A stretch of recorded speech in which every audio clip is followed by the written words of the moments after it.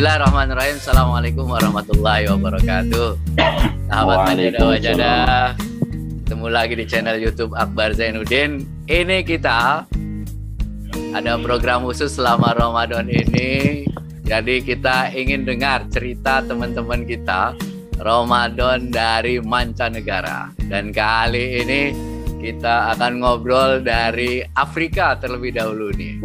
Di Mesir tepatnya ya. Itu Ustadz Islah Anam.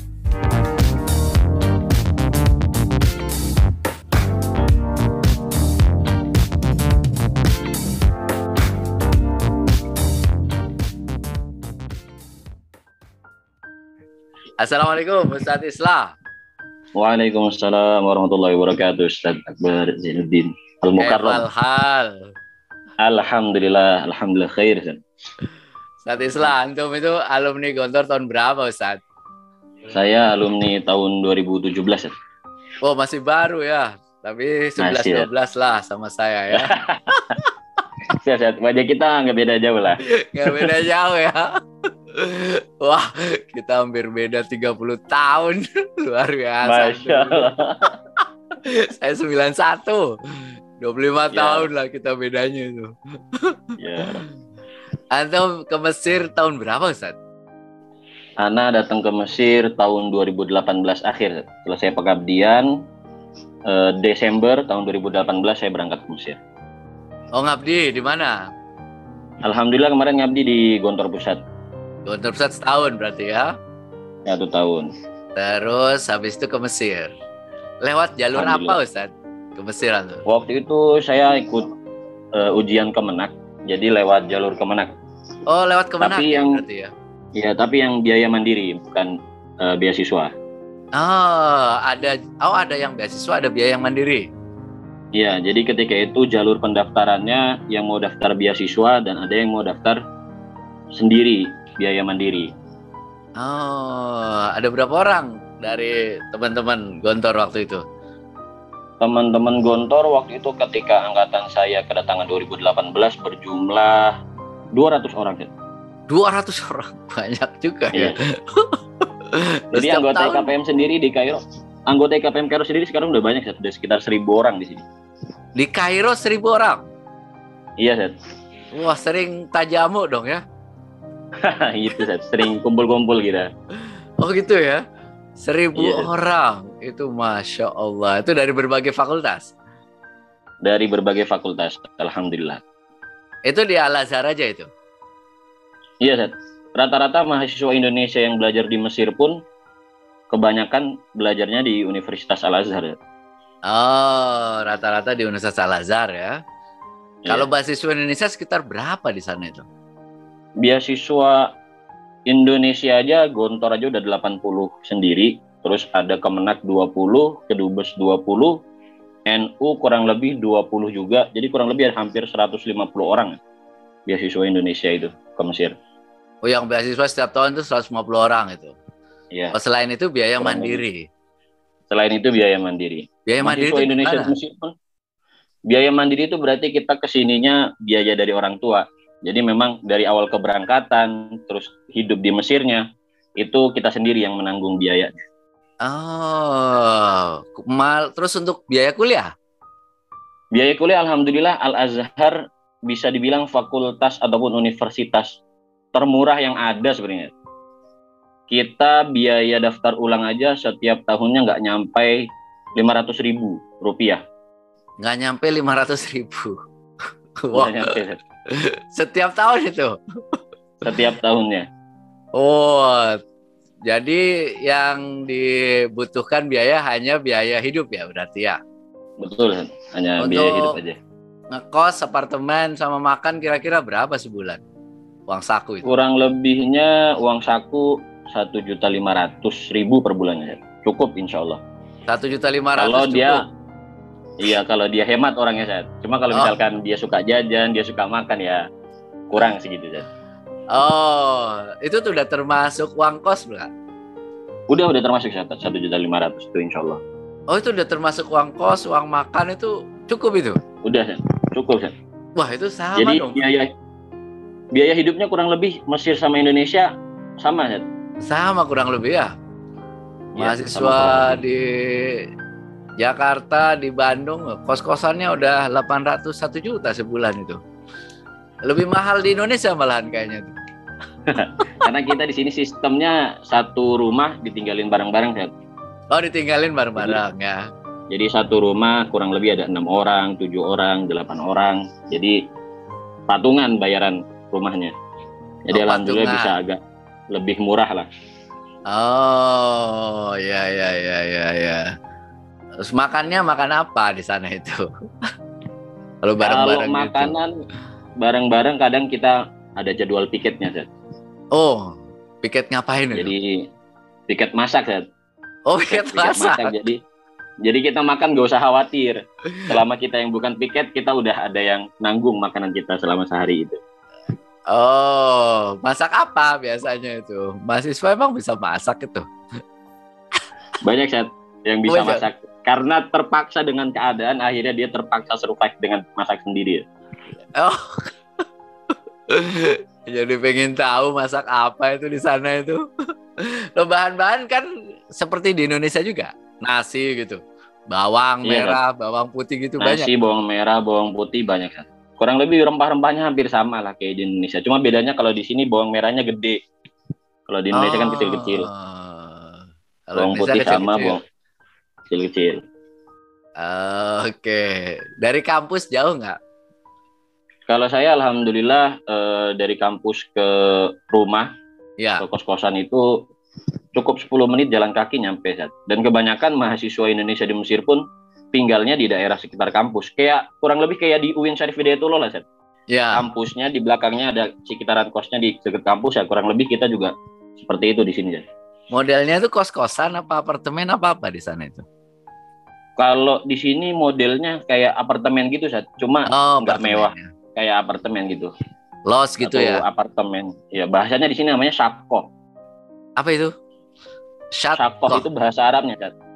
Oh, itu apartemen ya? Iya, jadi satu gedungnya itu disebut imaroh, satu kamar ataupun satu rumah di dalam imaroh tersebut disebut shakko. Oh. Jadi di dalam satu imaroh itu bisa ada 3 lantai, di dalam satu lantai ada 2 shakko. Kamar mandi di dalam? Kamar mandi di dalam.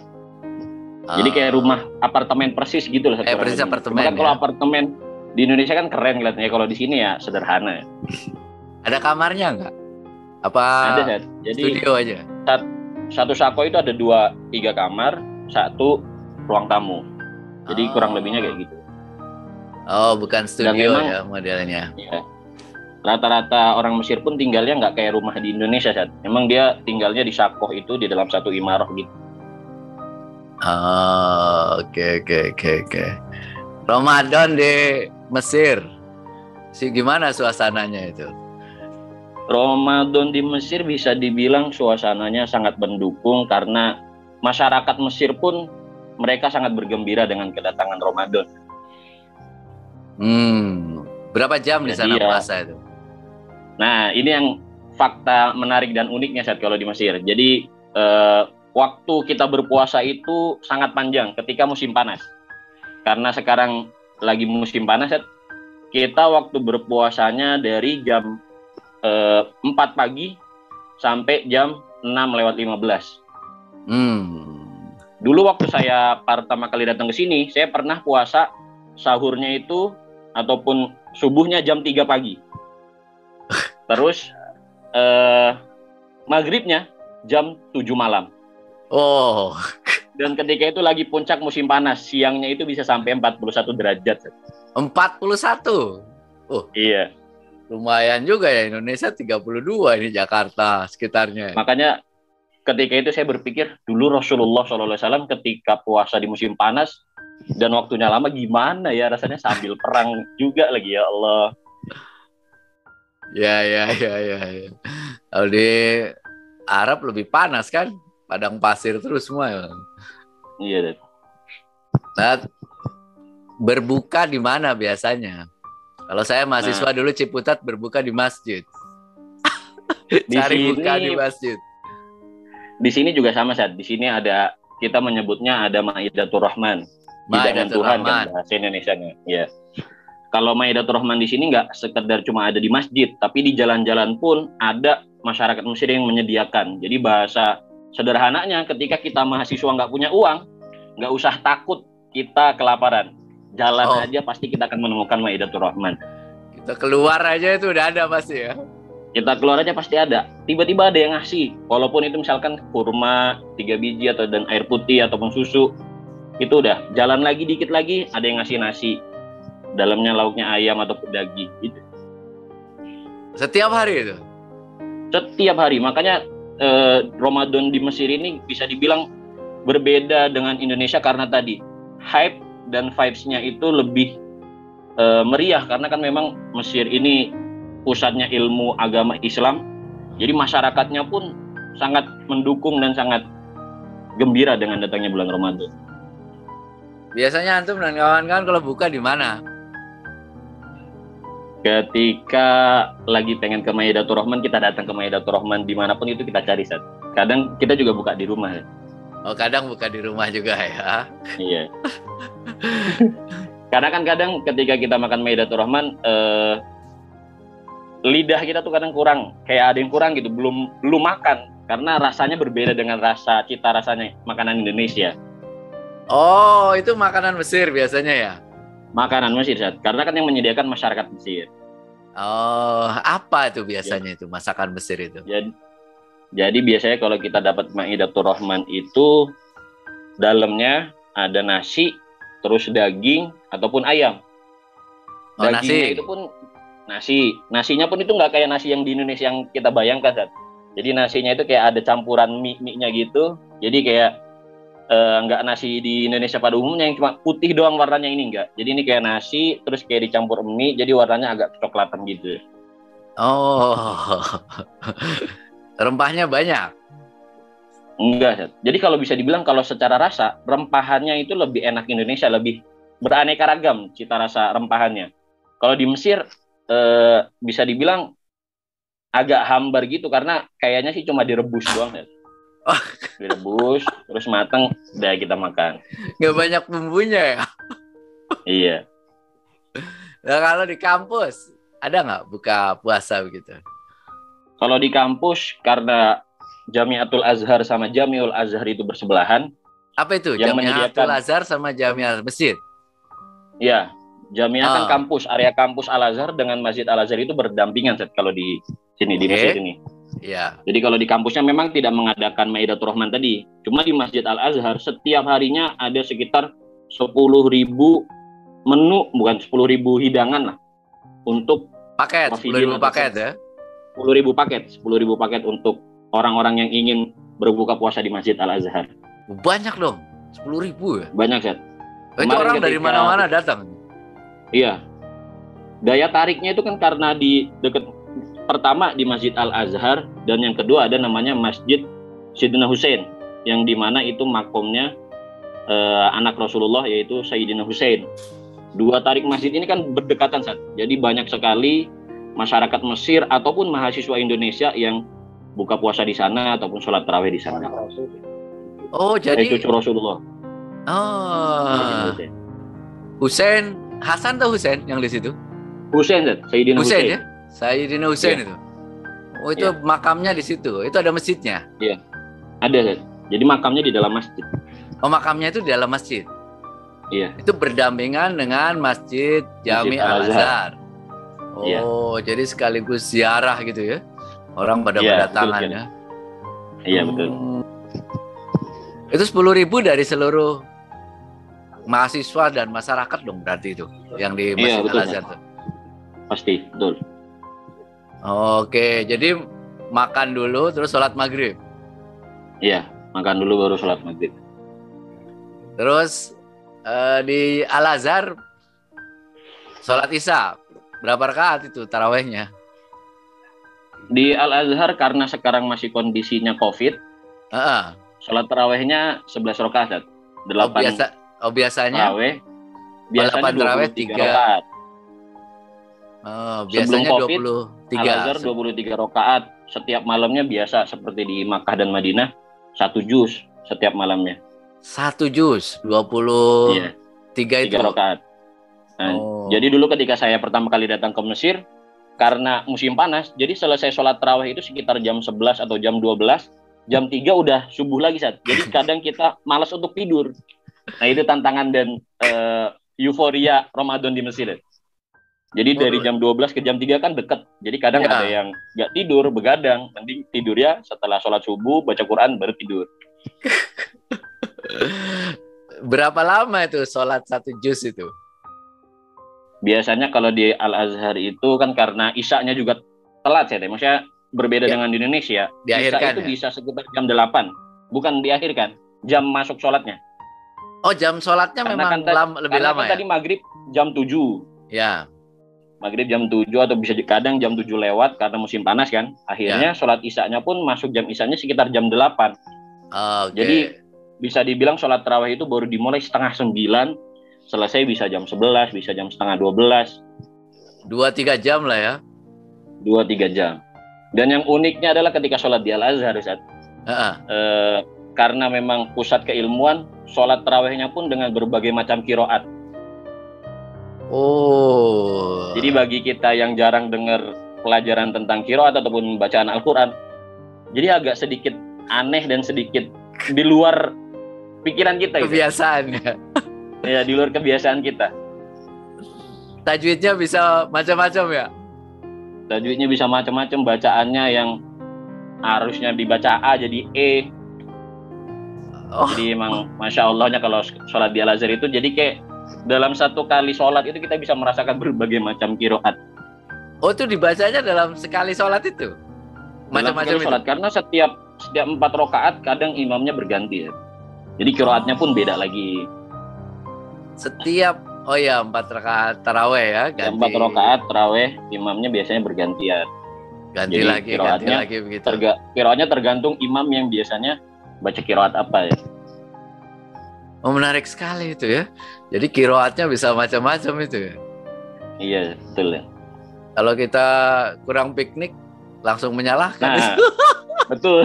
Itulah ketika jadi sholat itu kadang nggak khusyuknya, wah ini kalau di Indonesia imamnya bakalan disalahin nih. Iya. Ada satu lagi yang menarik tentang sholat tarawih di Al-Azhar. Jadi karena di Al-Azhar itu sudah mulai dari hari pertama sampai hari terakhir, sholat witir yang 1 rakaat itu sudah ada doa kunutnya. Doa kunut pada sholat witir. Yang 1 rakaat itu. Kan biasanya kalau di Indonesia 2-1 ya.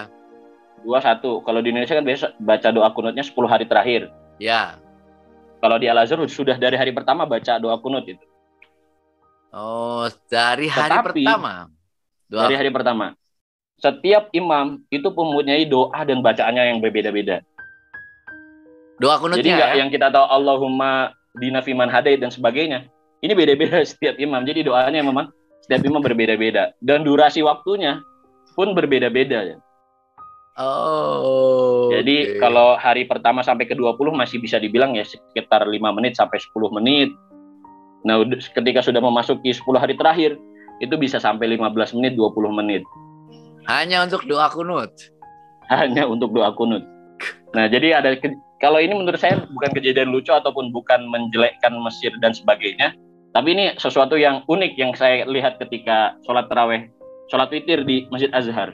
Jadi ketika sudah sholat witir yang pertama, karena di depan saya ada orang Mesir, karena doanya lama ya, dari yang tadinya dia doa berdiri, dia sampai duduk karena saking lamanya.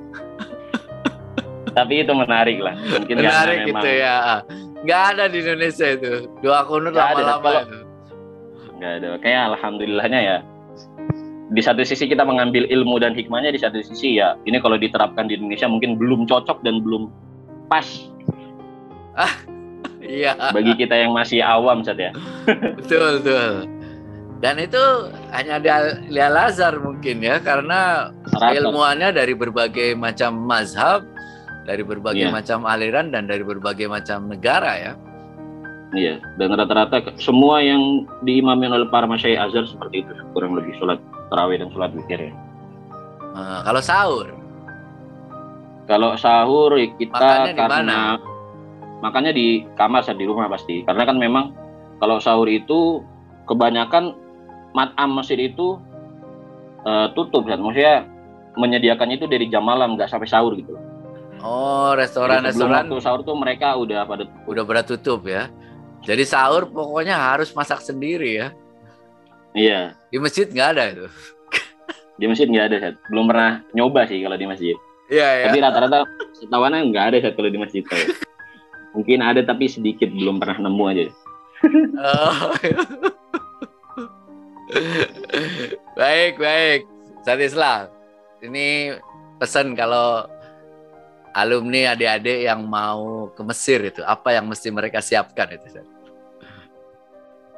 Pertama, kalau untuk teman-teman yang mau berangkat ke Mesir, yang harus disiapkan pertama adalah niat tentunya, Seth, ya. Karena jumlah kita di Mesir ini sudah bisa dibilang banyak, otomatis kehidupan dan lingkungannya pun sedikit berbeda dengan para mahasiswa zaman dulu yang memang tujuannya ke sini benar-benar untuk belajar dan sebagainya. Maka niat yang pertama yang harus kita benarkan adalah niat kita untuk ke Mesir itu untuk apa. Kalau memang untuk belajar, ya difokuskan untuk belajar. Yang kedua yang kita siapkan adalah mental. Ya. Karena kehidupan di Mesir itu bisa dibilang berat tapi seru.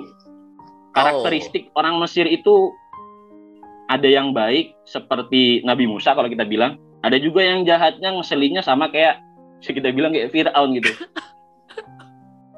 Jadi kalau secara mental kita tidak siap dengan perilaku dan kelakuan orang Mesir dalam bermuamalah dengan kita, otomatis kita sebagai orang Indonesia yang dikenal baik-baik saja ataupun kalem, lugu dan sebagainya, kita akan kalah dengan kehidupan yang ada di Mesir.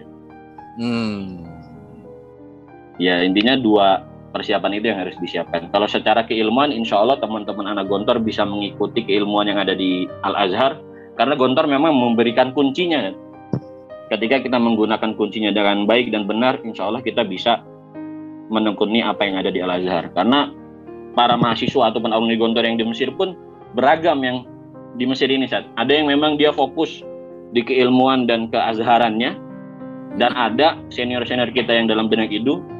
Dan yang kedua, ada yang memang senior-senior kita yang memang dia akademis di kuliah Al-Azharnya juga bagus, mumtaz dari tingkat 1 sampai tingkat 4.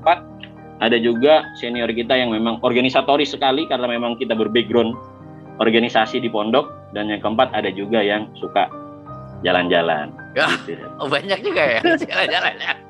Ya, karena kan jumlah kita sekarang udah 1.000 orang tadi, Dad. Iya. Jadi bermacam-macam juga. Sistem kuliah di Mesir itu gimana, Dad, di Al-Azhar? Kalau sistem kuliah di Al-Azhar itu yang pertama yang saya bilang adalah yang harus kita pakai adalah domir. Karena sistem di Al-Azhar ini tidak ada absen, tidak ada SKS kalau di Indonesia kan. Jadi yang memang pakai hati. Nggak ada. Nggak masuk nggak apa-apa gitu. Nggak masuk nggak apa-apa. Ikut ujian pun dan kemudian naik tingkat pun nggak masalah. Yang penting ujiannya lulus. Oh, jadi selama kan kuliah itu nggak masuk kelas nggak apa-apa gitu? Nggak apa-apa, Seth. Ya. Makanya kan tadi ketika pertama saya bilang pesannya adalah niat dan mental ya, karena memang ketika niat kita emang sudah belajar ya, di sininya pun akan domirnya akan berjalan.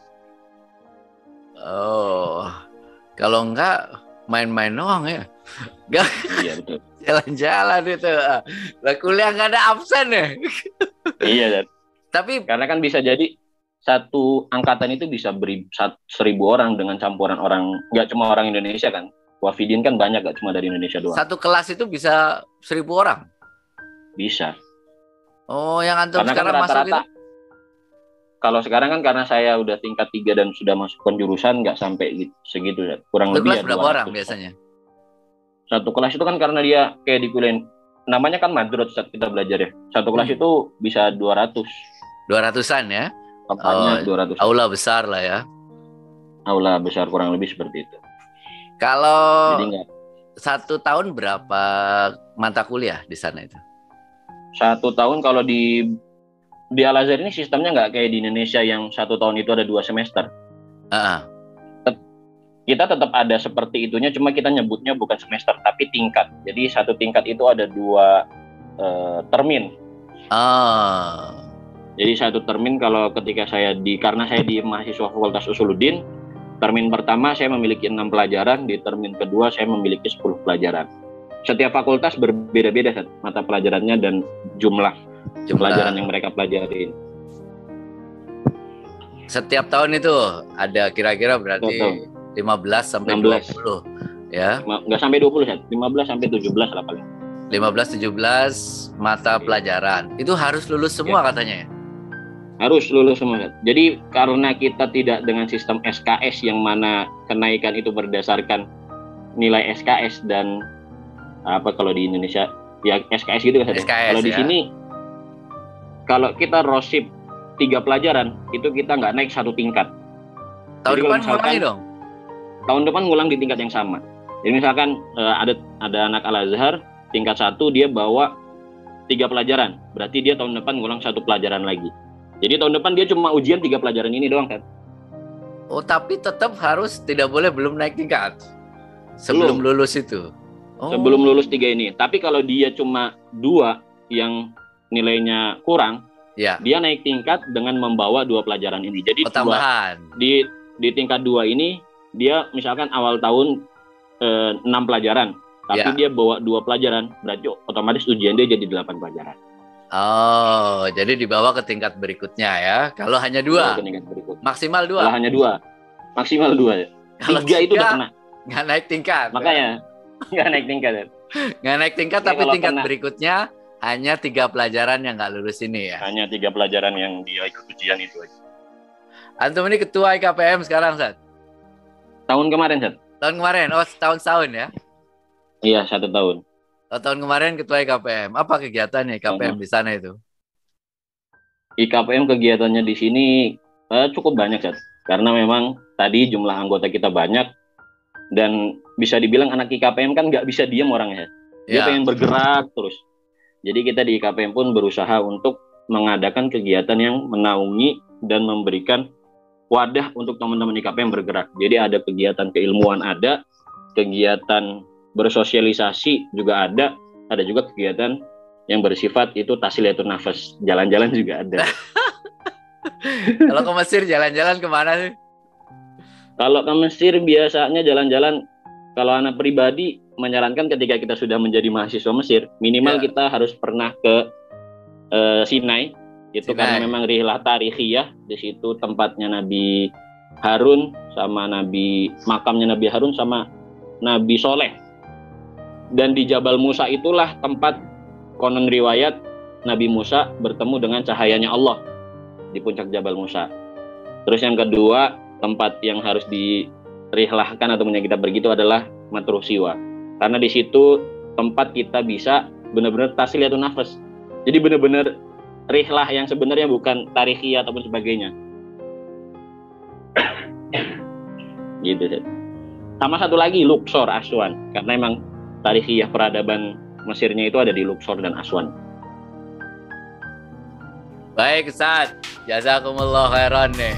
Ini luar biasa ya. Pengalaman antum ini mudah-mudahan menginspirasi adik-adik terutama yang pengen ke Mesir. Amin. Mudah-mudahan segera menyiapkan tekad niatnya yang benar ya. Dan ternyata murah. Amin. Ya. Murah, alhamdulillah. Lebih mahal di Indonesia kayaknya itu. Makanya jumlah mahasiswa kita di sini pun juga udah banyak, sekitar 10.000 ada jumlah mahasiswa. 10.000 ya, mahasiswa Indonesia. Mudah-mudahan lancar semuanya kuliahnya Ustaz Islah ya. Amin, amin ya Rabb, amin. Salam buat teman-teman semuanya, demikian rekan-rekan sekalian obrolan saya ini dari Mesir. Mudah-mudahan menginspirasi kita semuanya. Terima kasih, mohon maaf. Assalamualaikum warahmatullahi wabarakatuh. Waalaikumsalam.